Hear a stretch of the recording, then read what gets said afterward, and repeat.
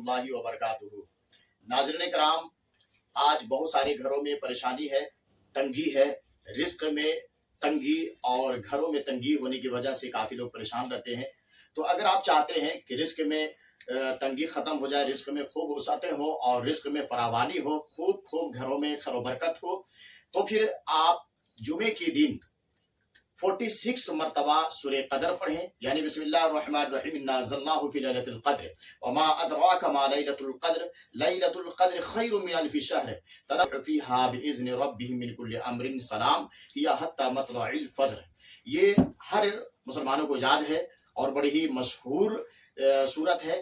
اس سورت مبارکہ کو 46 مرتبہ پڑھنا ہے اور اس کے بعد پانی پہ دم کر کے پورے گھروں میں چھڑکاؤ کرنا ہے، اور اس کے بعد عشاء کی نماز کے بعد یا واسع یا واسع یا واسع 100 مرتبہ پڑھنا ہے اول آخر درود شریف کے ساتھ۔